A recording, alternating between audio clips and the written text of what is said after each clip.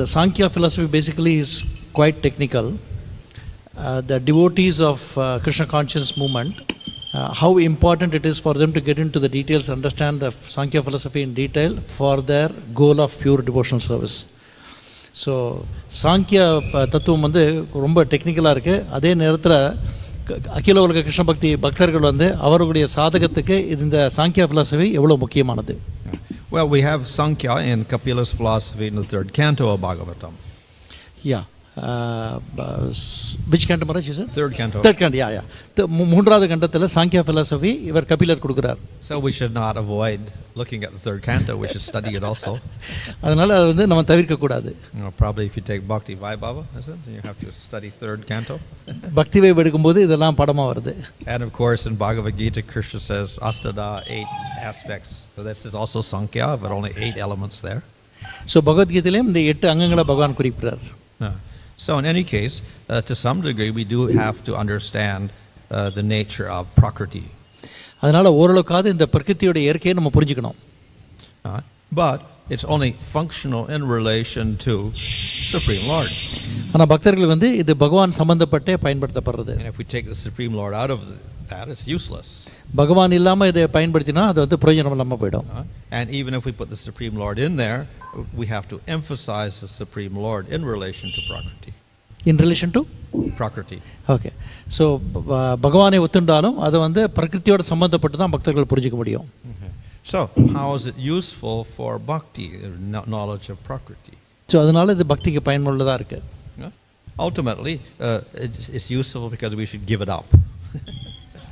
இது பயன்படலைன்னா நம்ம விட்டுடலாம் அதை. But some details are mentioned because coming out of the material world, we have a curiosity about what is this material world. ஜட உலகத்தை விட்டு வெளியில் போனால் அந்த ஜட உலகம் என்னங்கிறது நம்ம ஓரளவுக்கு புரிஞ்சுக்கணும். But other than that, it is not so useful to go into the details. அதுக்கு மேம்பட்டு இதுக்கு வந்து அவ்வளோ பிரயோஜனம் இல்லை. And more important for us is to understand how to utilize the material energy for serving Krishna. இந்த ஜட சக்தியை நம்ம பகவான் சேவையில் எப்படி பயன்படுத்தணுங்கிறது தான் புரிஞ்சுக்கணும்.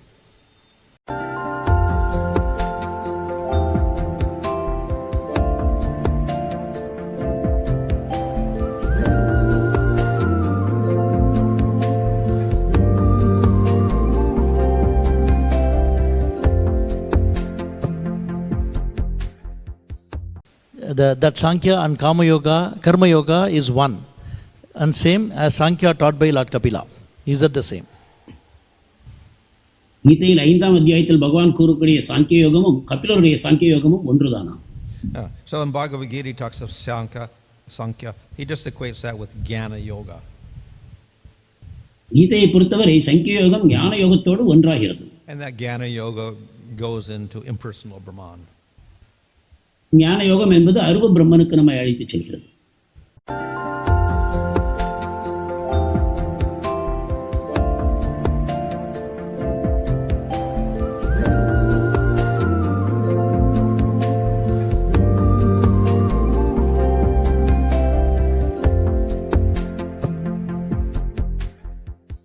Maharaj, Jiva which is following Sankya philosophy very strongly in the current lifetime, and when that Jiva is getting exposed to angas of bhakti like very minimal chanting and something like involving in the bhakti festivals and all that, is there a possibility for the Jiva in the current lifetime or in the next lifetime to become a Vaishnava, or will they continue in the Shivite concert? Kindly explain, Maharaj. இந்த பிறவியில் ஒருவர் ஸ்மார்த்தராக சாங்கிய வழிமுறையை பின்பற்றிக் கொண்டிருக்கிறார். ஆனால் சிறிதளவு நாம ஜபம் செய்கிறார், பக்தி செயல்களிலும் சிறிதளவு விழாக்கள் போன்ற விஷயங்களில் ஈடுபடுகிறார். அவர் இந்த பிறவியிலோ அடுத்த பிறவியிலோ வைஷ்ணவராவதற்கு வாய்ப்பு இருக்கிறதா? Is it Shivite or Sankya? It said Shivite at the end. Sankya at the beginning. Mix of both, Maharaj, because they both. Well, they're not exactly equal. They're quite different many times. But the Sankya is basically a Gyani. சங்கியா என்றால் ஒரு ஞானியை குறிக்கும். அவர் சங்கியாரை பற்றி பேசுகிறீர்களா, சைவத்தை பற்றி பேசுகிறீர்களா? And if they're offensive, being an atheist Sankyite, then of course that's not good. Very difficult to advance.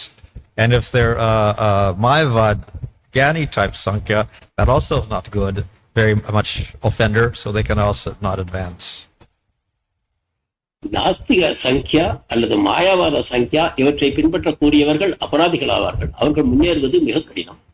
If they are a Sankyite or a Gyani out of tradition because their family is like that, or because of some casual interest, but they're not so fanatical about it, then by association, then they can advance. அல்லது பரம்பரையின் காரணமாகவோ அல்லது எதேச்சையாக படிக்க நேர்ந்ததாலோ அவர் சாங்கியத்தை பின்பற்றுகிறார் என்றால் அவர்கள் முன்னேறுவதற்கு வாய்ப்பு இருக்கிறது. And the same goes for a person who worships Shiva. அதே போலத்தான் சிவனை வழிபடுபவர்களுக்கும் நாம் கூற முடியும். If he doesn't have any offense, then he can advance. But if he's very offensive towards Vishnu and Krishna, then it's very difficult for him to advance. அவர் அபராதங்களை செய்யவில்லை என்றால் வேகமாக முன்னேறுவார். ஆனால் அபராதங்களை செய்திருப்பார் என்றால் முன்னேறுவது கடினமாகும்.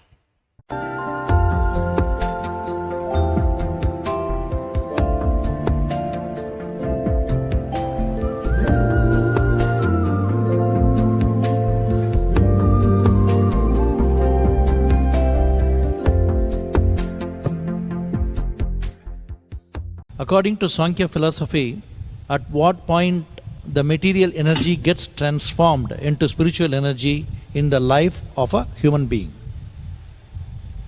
சங்கிய தத்துவத்தை பொறுத்தவரையில் எந்த காலகட்டத்தில் ஜடசக்தியானது ஒரு மனிதனுடைய வாழ்க்கையில் ஆன்மீக சக்தியாக மாற்றம் பெறுகிறது? Which Sankhya is this? According to Sankya philosophy, at what point in time the material energy gets transformed into spiritual energy in the life of a human being? The devotee. In the life of a human being, when does he get into spiritual energy?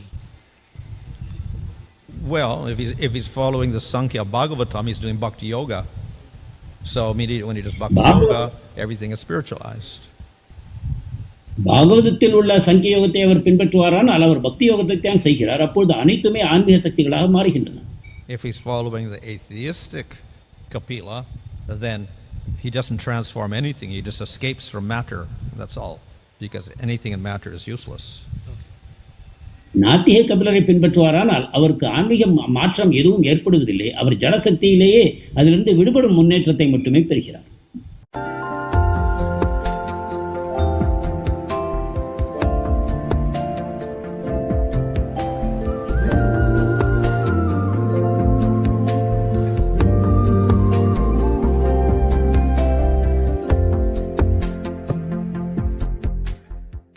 Chapters Lord tells about Dhyana Yoga, Sankya Yoga, etc. The last chapter he says give up all the process. Then they may ask why is again talking about Sankya Yoga in Bhagavatam to Uddhava. பகவத்கீதையிலே கூட ஆரம்பத்தில் ஞான யோகம், கர்மயோகம், அஷ்டாங்க யோகம் பேசிய பகவான் இறுதியில் அனைத்தையும் தொடர்ந்து என்னிடம் சரணாகதி செய்ய வேண்டும் என்று கூறுகிறார். அதே போல சிலர் பாகவதத்தில் எதற்காக பகவான் சாங்கிய யோகத்தை பற்றி பேசுகிறார் என்ற கேள்வியை எழுப்பலாம். Well, it's the same. He'll talk about all of these things, but then ultimately he says the highest process is bhakti. பொருள் அதுதான். அனைத்து விஷயங்களையும் பேசினாலும் கூட இறுதியில் பக்தியே அனைத்திலும் உயர்ந்தது என்ற முடிவுக்கு நாம் வருகிறோம். So just as he speaks about karma yoga and jnana yoga and ashtanga yoga in the Bhagavad Gita, so he also speaks about those things in Bhagavatam. கர்ம ஞான அஷ்டாங்க யோகங்களை பகவத்கீதையில் எவ்வாறு பகவான் பேசுகிறாரோ அதே போலவே பாகவதத்திலும் பேசுகிறார். But the conclusion is that the process is bhakti and the goal is Bhagavan. ஆனால் இறுதியான தீர்மானம் சரியான வழிமுறை பக்தியாகும், சரியான லட்சியம் பகவானே ஆவார் என்பதே.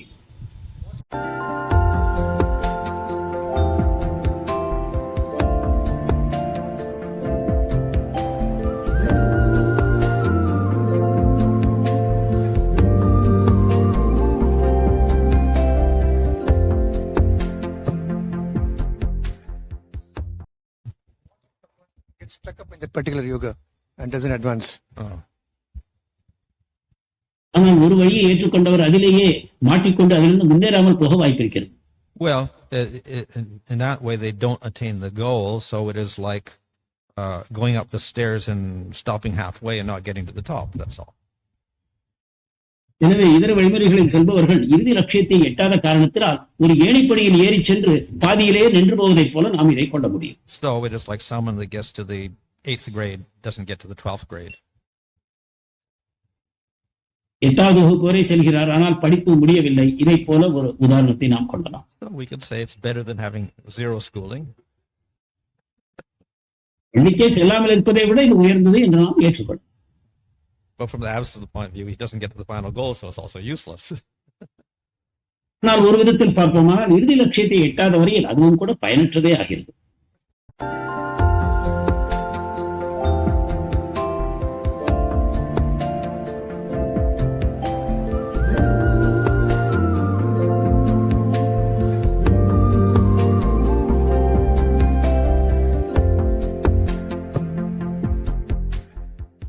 Piladev, you said Maharaj, he is Nastikavad.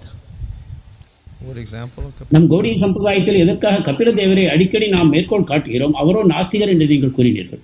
Why we as Gaudiya Vaishnava are quoting Kapiladev, who is a Nastika? Why we quote him? Why are we quoting in our classes about Kapila? Well, there's two Kapilas. So generally we refer to the other Kapila who is an incarnation of God. So he is not atheistic, he is theistic.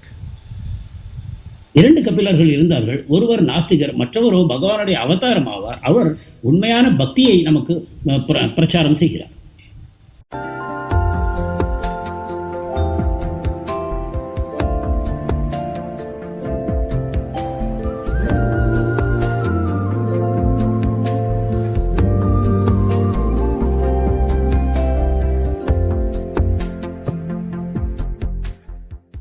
Goal of Sankya Yoga is to know that Vishnu is the super soul.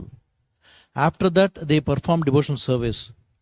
In that case, can Sankya be considered under Bhakti? பிரபுபாதர் சாங்கிய யோகத்தின் லட்சியம் விஷ்ணுவை பரமாத்மாவாக அறிவதே என்று கூறுகிறார். அவ்வாறு அறிந்த பிறகு அவர்களும் பக்தி தொண்டு செய்கிறார்கள். எனவே சங்கியத்தையும் பக்தியாக கொள்ள முடியுமா? Well, if we take the Sankya taught by the Kapila and Bhagavatam, then it becomes Bhakti Yoga. பாகவத கபிலருடைய சங்கியத்தை நாம் ஏற்றுக்கொள்வோமானால் அது பக்தி யோகமாகும். If we take Sankya as the general Jnana Yoga, yes, it's also a step towards Bhakti, but it does not produce Bhakti in itself. சங்கியத்தை பொதுவான ஞான யோகமாக நாம் கொள்வோமானால் அதுவும் பக்திக்கு நம்மை இட்டுச் செல்கிறது. ஆனால் அதுவே பக்தி என்று கூற முடியாது. So you can realize you're different from the body. That's beneficial for a devotee also. But unless you get mercy of devotees, you won't progress to Bhakti. நம்மை சரீரத்திலிருந்து வேறுபடுத்தி அறிந்து கொள்வது ஒருவருக்கு நன்மை பயக்கக்கூடியதே. ஆனாலும் கூட பக்தருடைய சங்கத்தில் வந்து பக்தி பயிற்சி செய்யாத வரையில் அவருக்கு பக்தியில் முன்னேற்றம் கிடைக்காது.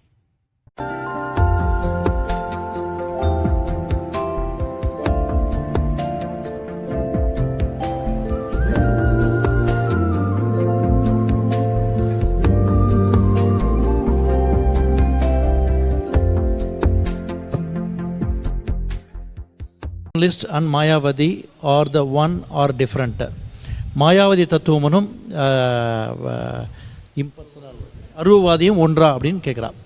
Well, any impersonal philosophy does not have a personal concept of a Supreme Lord. அருவவாதியில் வந்து பகவானுடைய உருவத்தை ஒத்துக்கிறது இல்லை.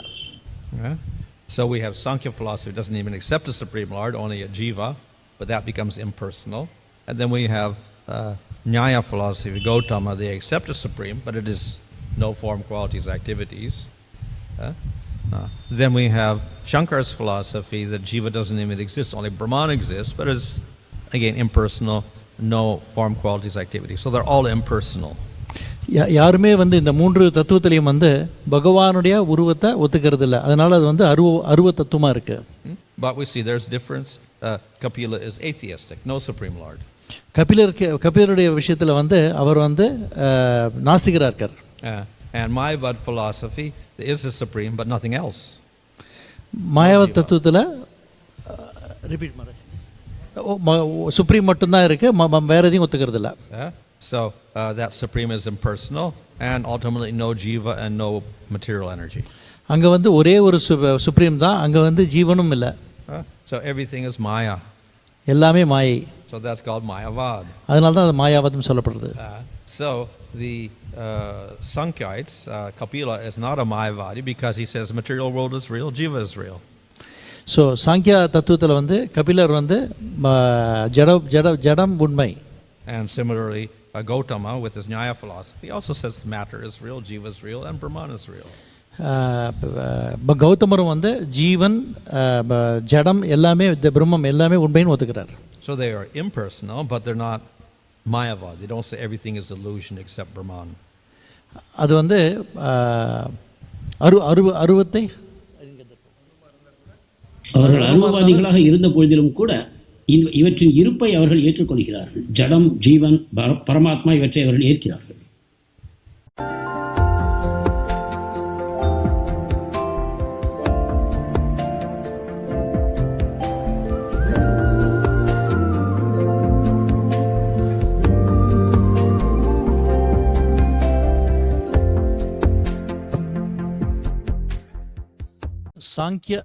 Shankaracharya impersonal philosophy is arranged by Lord to eradicate the Sunyavad of Lord Buddha. Is similarly Gautama, atheistic Kapila, Charvak, or arrangement of the Supreme Lord. சங்கரனுடைய மாயாவாதம் புத்தருடைய சூன்யவாதத்தை முறியடிப்பதற்காக பரமபுருஷ பகவானால் ஏற்பாடு செய்யப்பட்டது. அதே விதத்தில் தான் நாம் கௌதமரையும் நாத்திக கபிலரையும் கொள்ள வேண்டுமா? Well, not stated directly, but in like Brihad Bhagavatamrita, there Jaimini's Karma Mimamsa, he has stated also be some arrangement of the Lord. He taught like this for certain reasons. இது நேரடியாக நமக்கு எங்கும் கூறப்படவில்லை என்றாலும் கூட பிருகத் பாகவதாமிரதத்தில் ஜைமினி கர்ம மீமாம்சத்தை பற்றி பேசக்கூடியவர். ஒரு காரணத்திற்காகத்தான் பகவானால் அவ்வாறு பேச செய்யப்பட்டார் என்று கூறப்படுகிறது. So as we know, the processes of karma and jnana are also arrangements of the Lord. கர்ம ஞான வழிமுறைகளும் கூட பகவானுடைய ஏற்பாடுகளே என்பதை நாம் அறிவோம். We have the karma kanda and gyan kanda sections of the Vedas to promote these different paths. வேதங்களிலேயே கர்மகாண்ட ஞானகாண்ட பகுதிகள் இருக்கின்றன. அவற்றின் மூலமாக இந்த வழிமுறைகளுக்கு உற்சாகம் ஊட்டப்படுகிறது. So we can say that the Sankya philosophy and Gautama's philosophy and Kannada's philosophy are all aspects of the Jnana Yoga, derivatives of Jnana Yoga. எனவே சங்கிய தத்துவம், கானடருடைய தத்துவம், கௌதமனுடைய தத்துவம் இவை அனைத்தும் கூட இந்த வழிமுறையில் ஞான யோகத்தை பரிந்துரைக்கின்றன என்று நாம் கொள்ள முடியும்.